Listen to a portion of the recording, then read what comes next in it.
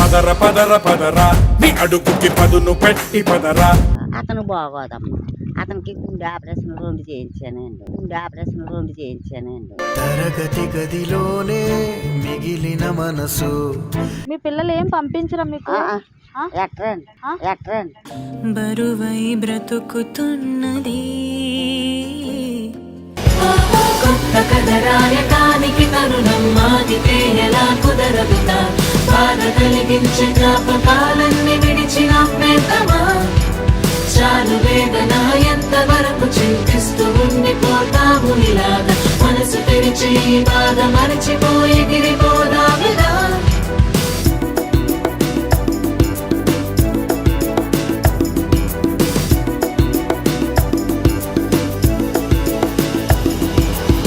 వినాయక చవితి కట్టుకో. సరేనా? నచ్చిందా? చెప్పు. ఏ వానవిల్లో వేల రంగుల్లో కిందే వాలిందో. ఏ తీపి ముల్లో నాటి గుండెల్లో నవ్వై పూసిందో. హాయ్ ఫ్రెండ్స్, నేను మీ కాకినాడ పిల్లండి. నేను ఈరోజు ఒక మంచి వీడియో చేద్దాం అనుకుంటున్నాను. చాలామంది రైతులు ఉంటారండి, వాళ్ళకి చాలా అంటే చాలా కష్టపడుతూ ఉంటారు. ఎండనక వాననక వాళ్ళకి చలి వచ్చినా వర్షం వచ్చినా సరే చాలామంది వాళ్ళు ఆ వరి పంట వేసి దాన్ని మనం బియ్యం చేసి ఇట్లా చేస్తారు. నాకు తోచిన హెల్ప్ మేము చేద్దామని చెప్పేసి వీడియో చేస్తున్నామండి. ఇప్పుడున్న రోజుల్లో చాలా మంది ఏంటంటే డాక్టర్లు అవ్వాలని, కలెక్టర్లు అవ్వాలని, కానీ అలా కాకుండా రైతన్నకి నిజమేనండి. ఎందుకంటే రైతులకి రైతు భరోసా వేస్తున్నారు, కానీ కూలీలకి ఏమి ఇస్తున్నారు చెప్పండి కదా. మాకు తోచిన విధంగా మేము హెల్ప్ చేయడానికి వచ్చామండి. సో వాళ్ళు అక్కడ పొలంలో నాట్లు వేస్తున్నారు. వాళ్ళు పొద్దున్న ఎన్ని గంటలకు వస్తారు ఏంటని చెప్పి వాళ్ళకి 2 రోజులు సరిపోయే డబ్బులు అయితే మనం ఇద్దాము. అలా హ్యాపీనెస్ తర్వాత చూద్దాము ఆ వీడియోలో. సో ఈ వీడియో కనుక మీకు నచ్చినట్టయితే లైక్ చేసి, షేర్ చేసి, కామెంట్ చేయండి.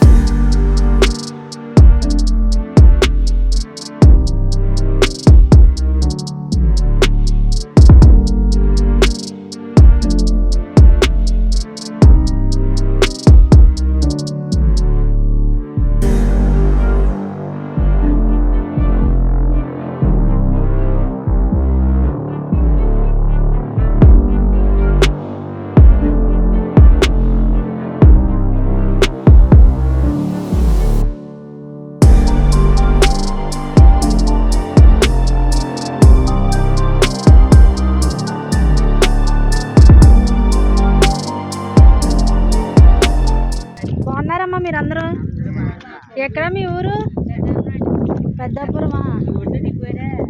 జోడు లేదమ్మా, జోడు వేసుకోలేదు. చాలా బురద ఉంది.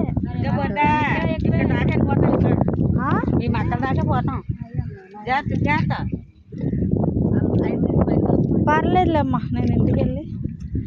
ఎంత ఇస్తారు మీకు రోజు?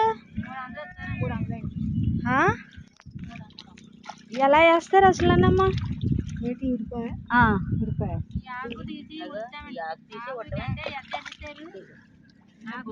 అది ఇలా ఇలా పెట్టి ఇట్లా అంటే వచ్చేద్దా?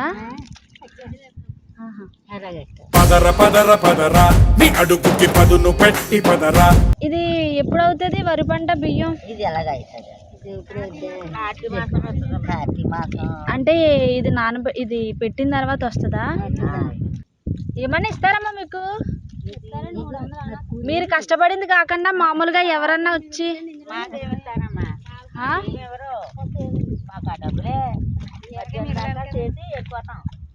మీరా పొద్దున్న ఎన్ని గంటలకు వస్తారమ్మా? 6 గంటలకు వచ్చి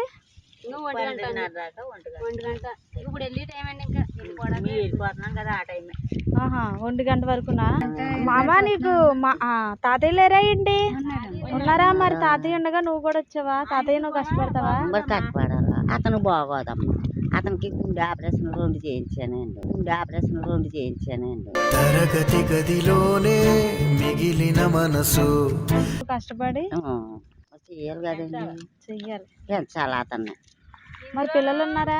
2 ఉన్నారండి. 2 ఉన్నాయి. ఆవిడ మట్టుకాలు పోయారండి. మా ఇంటికాడ లేరు.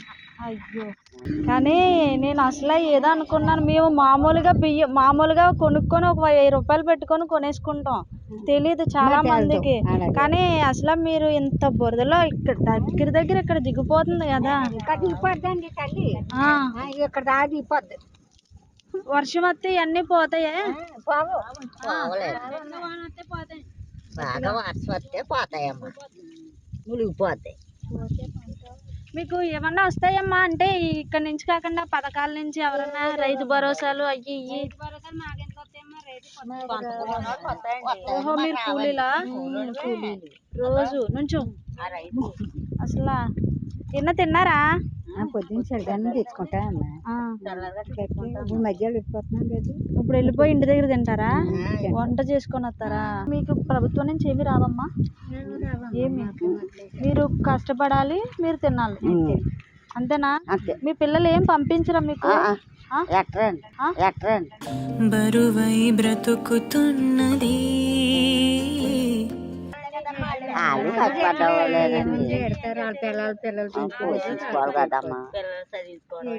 కానీ ఎవరు పిల్లల్ని పోషించినా కనీసం ఇవ్వాలి కదా. మీరు అడగరు, వాళ్ళు ఇవ్వరు. మీ ఇళ్ళని ఎట్టినట్టు ఎడతారు అనుకుంటున్నారు. వాళ్ళు 500 తెస్తారమ్మా, భార్య పిల్లలు పోషించుకోవాలి. వాళ్ళు కడతారా మాకెడతారా, వాళ్ళు కడతారా మాకెడతారా. ఇరుకు గదులలో అరెమొక్కె బతుకులే. మీకు అడగడం ఇష్టం లేదు, మీరు మీ పిల్లల్ని ఇబ్బంది పెట్టడం ఇష్టం లేక మీ రెక్క ఆడుతుంది కదా అని కష్టపడుతున్నారు, అంతే కదా. సరే, అయితే మీకోసం మేము ఒక మంచి స్పెషల్గా బిర్యానీ చేసి తీసుకొచ్చాం, తింటారా మరి? ఎవరేం మాట్లాడట్లే, ఎవరు పనులు బిజీగా ఉన్నారు. కాదు, ఇప్పుడు మీరు 24 గంటలు నీటిలోనే కదా ఉంటారు, అంటే మధ్యాహ్నం వరకు చేతులకి అట్లకి పుండ్లు పడతాయి అంటారు కదా.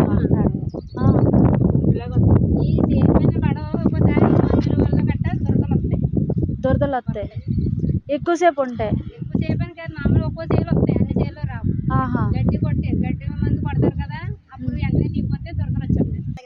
వర్షం వచ్చినా సరే మీరు అలాగే తీస్తారు కదా, అంటే ఒప్పుకున్నారని చెయ్యాలా?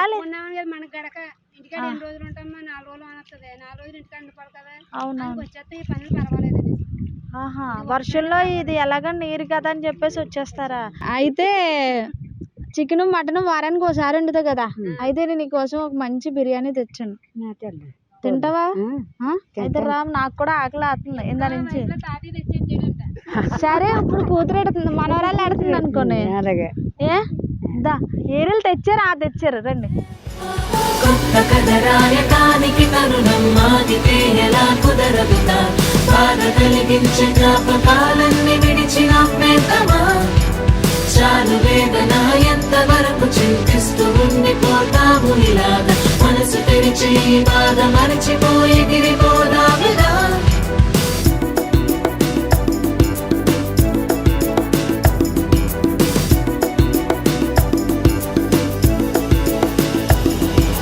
ఆడపిల్ల ఉంటేనే బెస్ట్ అమ్మ, అది ఈ రోజుల్లో గుండె మీద పడే ఎడుతుంది.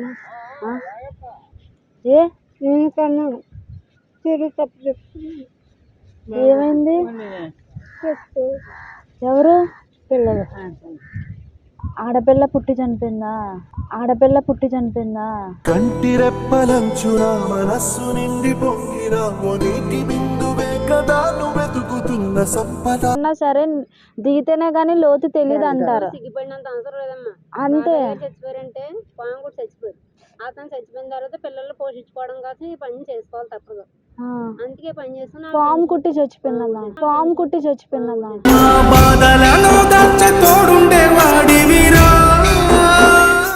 ఏదో నాకు తోచిన విధంగా ఇస్తున్నానమ్మా. నీ అన్ని కష్టాలు నేను తీర్చలేను, కానీ ఒక 2 రోజులు నువ్వు హ్యాపీగా ఉండని డబ్బులు అయితే నేను ఇస్తాను.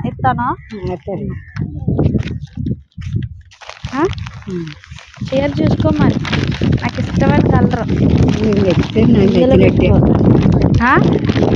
కాటన్ చీరే కొన్నాను, సిల్క్ చీరలు కట్టుకుంటే కట్టరు కదా పెద్దోళ్ళు, అందుకని. ఇదిగో వినాయక చవితి కట్టుకో, సరేనా? నచ్చిందా? నచ్చిందమ్మా, చెప్పు. ఏ వానవిల్లో వేల రంగుల్లో కిందే వాలిందో, ఏ తీపి ముల్లో నాటి గుండెల్లో నవ్వై పూసిందో. నువ్వేం చేస్తావమ్మా? నేనేం చేస్తానమ్మా, కొనుక్కుంటా ఈ కూరగాయలు తాతయ్యకి అన్న తీసుకెళ్తావా? తీసుకెళ్తాం, అది చాలు. ఆ? ఇంకా అతన్ని తీసుకెళ్ళడం. అవునా?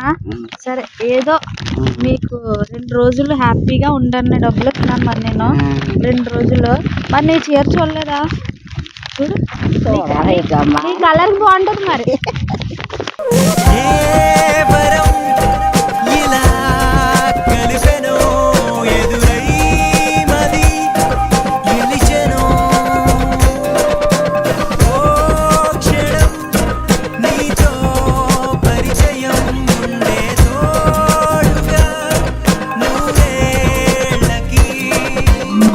ముందు మంచిగా భోజనం చెయ్యండి అమ్మా. పొద్దున్న నుంచి సాయంత్రం వరకు కష్టపడుతున్నారంటే బలం మరి అదేలే. పనులు చేసుకోకపోతే నాకన్నా అవ్వదు. సరేనా? చూసేసి నచ్చితే చెప్పేసి.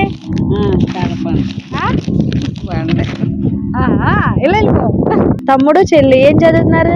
చెల్లెమో 10th అయింది, ఆ, తమ్ముడేమో డిగ్రీ. ఆహా, జాబ్ చేయిందరా? మంచిగా చదివించమ్మా. మంచిగా చదివిస్తే ఈ రోజుల్లో బాగుంటది. ఏదో నాకు తోచిన సహాయం నేను ఇచ్చాను. కష్టపడి చెప్పేసి దేవుడు తొందరగా అంతేనమ్మా, నా కష్టాన్ని నేను నమ్ముకున్నాను. ఎవరు మీరు ఎలా కష్టపడుతున్నారో నేను అలాగే కష్టపడతాను. ఎవరన్నా కష్టపడితేనే. ఇదిగో మేఘం తీసే రాగం